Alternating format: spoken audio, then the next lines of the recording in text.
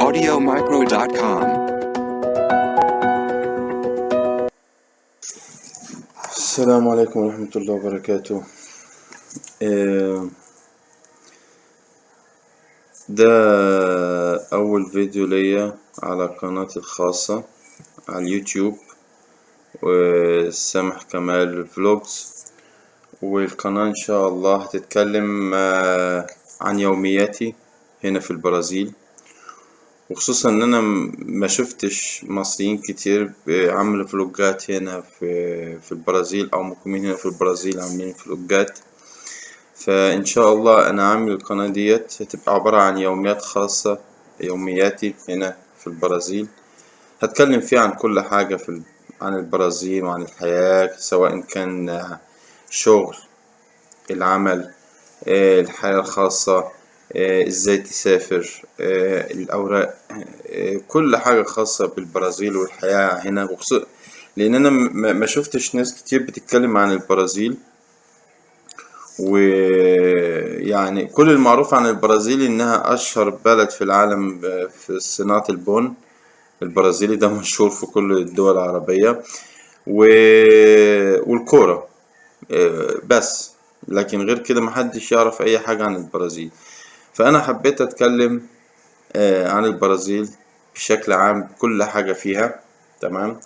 هقول فيه في اليوميات او الفلوجات اللي انا هعملها ان شاء الله باذن الله عن كل حاجة، الايجابيات هنا الموجودة والسلبيات الموجودة. يعني انا هحاول انقل لكم الصورة بكل وضوح وبكل صراحة قدامكم.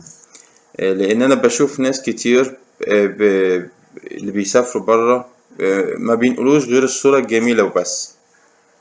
دايما بينقلوا الصورة الجميلة والصورة المبهرة عن اي دولة بيروحوها، ودايما يقولوا الايجابيات ما بيقولوش السلبيات. وبالتالي في ناس كتير لما بتشوف الفيديوهات ديت طبعا بينبهروا ويبقى نفسهم يروحوا من غير ما يعرفوا اي حاجة، من غير ما يبقى عندهم اي معلومة عن البلد ديت، المعيشة، سواء كان في المعيشة او في العمل او في الاوراق. هتخلص ورقك ازاي، هتعيش ازاي، هتسكن فين، الاسعار هنا ازاي، كل حاجة، الحياة هنا عاملة ازاي، ما حدش يعرف حاجة. فالناس طبعا بتنبهر. انا عايز اسافر ايطاليا، انا عايز اسافر انجلترا، انا عايز اسافر البرازيل، عايز اسافر هنا. وأما بيسافر ويشوف الحقيقة قدام عينيه ويشوف الحياة بيتفاجئ. ايه ده، انا ما كنتش اعرف. طب اعمل ايه، اتصرف ازاي؟ طيب انت لو سافرت بلد انت ما تعرفش عنها حاجة ومالكش فيها حد، تمام، هتعمل ايه؟ انا السؤال دوت انا واجهته هنا في اول ما جيت هنا. انا ما جيت هنا البرازيل جيت لان كنت متزوج ومعايا زوجتي. بس برضو حتى لو كانت، انا هقول لكم بصراحة، حتى لو كان متزوج او معاك زوجتك مش كفاية. ليه؟ لازم انت تكون فاهم، لانك انت دايما هتبقى في بلد جديدة عليك. وخصوصا يعني انت مثلا لو في امريكا او في ايطاليا او في اي دول من اللي هي المشهورة، هتلاقي عرب، هتلاقي عراقي، هتلاقي سوري، هتلاقي مصري، هتلاقي جنسيات كتير عربية هتساعدك. لكن لما تسافر دولة زي البرازيل في امريكا اللاتينية، نسبة المصريين فيها يتعدى على صوابع الايد. يمكن انا اعرف منهم 3 بالظبط اللي اعرفهم المصريين في البرازيل وبتكلم معهم، هم 3 بس، 2 يا رب، وكل واحد فيهم موجود في ولاية تانية. وخصوصا المدينة اللي انا جيت فيها وعشت فيها هنا، ما فيش عرب، ما فيش مصريين، ما فيش مسلمين، ما فيش جوامع. حتى لو مسلم برازيلي ما فيش. فانت تحس ان انت جاي صحراء، واخدين بالكم؟ فما فيش غير زوجتك. ف... فكانت صدمة وكانت معاناة بالنسبة لي في الأول. وخصوصا كمان إن أنا أول ما جيت هنا ما بعرفش أتكلم برتغالي. أنا راجل طلعت من مصر، جيت هنا بتكلم إنجليزي بس. اللي اعرفه انجليزي عربي شوية روسي كلمتين الماني بس. فكانت طبعا حياة صعبة. فانا المعاناة ديت عايز انقلها لكم علشان الناس ما تجيش هنا وتتصدم. انا مش حابب حد يتعرض للمواقف اللي انا تعرضتها. انا بحمد ربنا ان ربنا وقف جنبي كتير وساعدني كتير، وقدرت ان انا اتأقلم على الحياة هنا بسرعة واتعلم اللغة بسرعة واعيش واشتغل واعمل حياة لنفسي هنا عشان تعرف تعيش. ودي حاجة مهمة لأي بني آدم يفكر انه يسافر بره. فعشان كده انا حابب انقل الحقيقة ديت، وانقل التجربة اللي انا مريت بيها هنا في البرازيل. لان ناس كتير من اصدقائي بيكلموني طب ايه الحياة في البرازيل عاملة ازاي، لانهم ما عندهمش اي معلومات. طب الشغل ازاي، طب الحياة ازاي. فانا عايز انقل لكم كل ده بكل وضوح وبصراحة، وعايز اتكلم معاكم. يمكن التجارب اللي انا مريت بيها ممكن ناس تتعلم منها، ممكن ناس تستفيد منها، وده اللي انا اتمناه. ان الناس ما قبل ما تخطي خطوة لازم تبقى عارف انت هتخطي خطوتك فين، ولازم تبقى عارف انت رايح فين وهتعمل ايه وهتعيش ازاي، وتدرس الموضوع صح علشان ما تتفاجئش. مش عاوز اول فيديو ليا يبان لكم ان انا بديكوا دروس، لا، هي كل الحكاية ان انا حابب اتكلم معاكم، حابب ان انا اتواصل معاكم، حابب ان انا اعمل حاجة مفيدة او الناس تستفيد منها. لان انا بعمل كده. انا ما بحب اعمل اي حاجة او اعمل حاجة جديدة، انا بدخل على اليوتيوب وبشوف وبتعلم. فبالتالي انا حابب ان انا ابقى جزء او اكون سبب في ان انا وصلت معلومة لحد محتاجها فيستفيد بيها، ف ما يقعش في مشكلة. القناة ان شاء الله بإذن الله هتتكلم عن حاجات كتير. ممكن يكون اي معلومة جديدة توصلني ان انا اقدر اقولها. هكلمكم عن كل حاجة، عن البرازيل والحياة. في حاجات كتير هنا في البرازيل اكيد الناس ما تعرفهاش، انا اتعلمت منها، فانا حابب الناس تستفيد بيها برضو، سواء اصدقائي اللي في مصر او في اي دولة عربية. انا حابب ان انا اعمل كده. حاجة تانية كمان ان شاء الله باذن الله القناة يبقى فيها جزء او ممكن يكون في يوميات اتكلم فيها باللغة البرتغالي. ليه؟ انا كمان عاوز اخلي القناة او الحلقات اللي انا اعملها ان شاء الله باذن الله، وده هيبقى بدعمكم ومشاركتكم ليا في الحلقات، من خلال ان انتوا تدعموني سبسكرايب او اشتراك، وتضغط على جرس التنبيه عشان توصلك كل الفيديوهات بتاعتي باذن الله، واللايك. ده دعمكم الوحيد، ودي اللي هيشجعني ويدفعني ان انا اعمل فيديوهات جديدة بإذن الله. انا حابب اتكلم برضو للناس هنا اصدقاء. انا الحمد لله والشكر لله من خلال فترتي ومعيشتي هنا في البرازيل بقالي حوالي 4 سنين دلوقتي، الحمد لله والشكر لله، فضل من عند ربنا، قدرت ان انا اكون اصدقاء كتير جدا الحمد لله. قدرت اعمل يعني مش عارف اقولها ازاي، حالة اجتماعية. يعني بقى لي أصدقاء، بقيت معروف هنا جدا في المدينة اللي أنا فيها الحمد لله.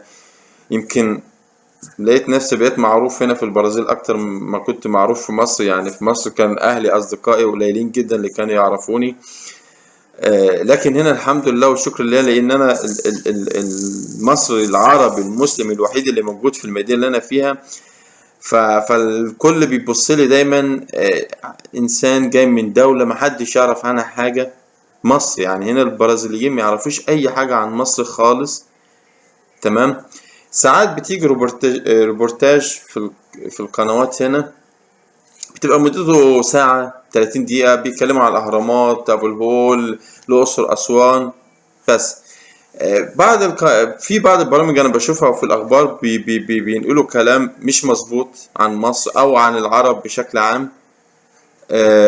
وفي قنوات بتنقل صورة كويسة. فأنا حابب برضو من خلال القناة إن أنا أقدم حلقات باللغة البرتغالية عشان أكلم أصدقائي وأصحابي هنا في البرازيل، سواء كان أصدقاء في العمل أو أصدقاء برا العمل أو جيران، عشان يعرفوا إيه هي مصر أو إيه هو الإسلام. أنا مش مفتي، أنا مفقهش في الدين كتير، بس اللي أنا أعرفه أو اللي أقدر هوصله بشكل كويس. والحمد لله أنا أي حد ما بيتكلم معايا عن مصر وعن المسلمين، الحمد لله ربنا بيقدرني وبتكلم بشكل جميل، لأن ده شيء يهمني جدا.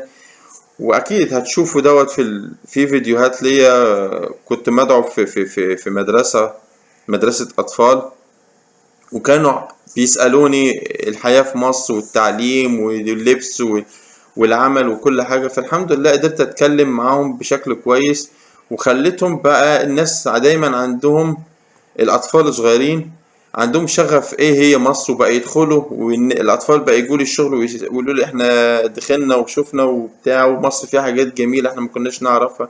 حتى اصدقائي ما بيتكلموا معايا بتكلم معاهم عن مصر الحمد لله بشكل كويس جدا جدا جدا دايما. لان ده شيء مهم بالنسبه لي ان انا اتكلم عن بلدي مصر، او عن المسلمين جميعا في كل الوطن العربي بشكل كويس جدا. لان انا مصري عربي مسلم، فمهم جدا بالنسبه لي ان انا اديهم الصوره كويسه اللي هم ما يعرفوهاش ايه هو اسلام، يعني مصر فيها ايه. لان انا اكتشفت ان البرازيليين هنا ما يعرفوش حاجه، يعني كل تخيلهم عن مصر، يعني لما حد بيكلمني فبقول له، بيسالني عن مصر، فبقول له انت تعرف ايه عن مصر؟ فيقول لي الهرم فيها اهرامات وفيها صحراء وجمل. ما يعرفوش حاجة خالص، يعني مفكرين هو دي مصر او هي دي الدول العربية. وعندهم فكر غريب ان هم الدول العربية كلها بلد واحدة، يعني الخليج، الامارات، مصر، المغرب العربي، كل الدول ديت هي دولة واحدة، العرب.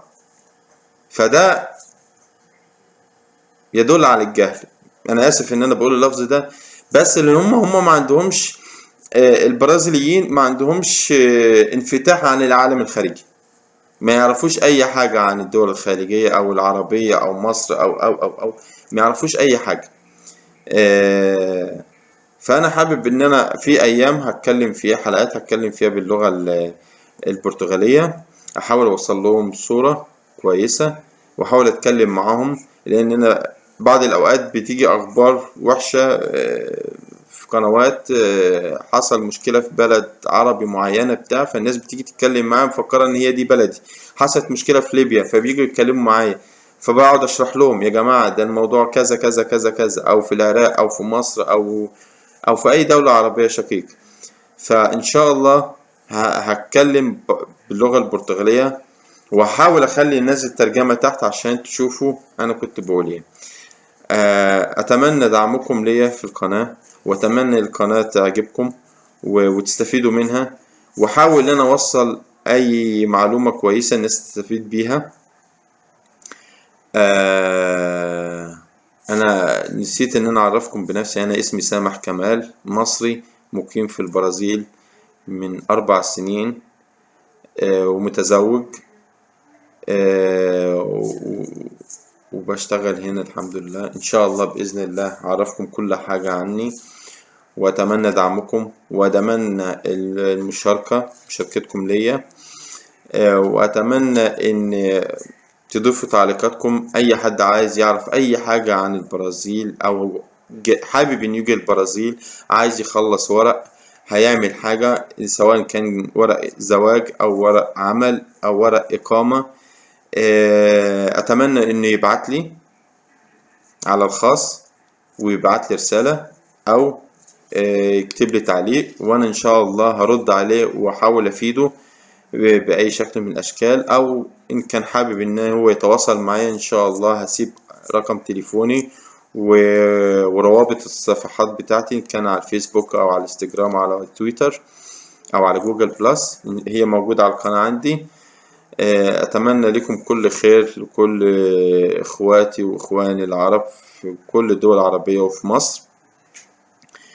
وأتمنى أن أشوف دعمكم ليا من خلال اشتراككم ليا على القناة، وسبسكرايب، وتدوس على جرس التنبيه وإعجاب.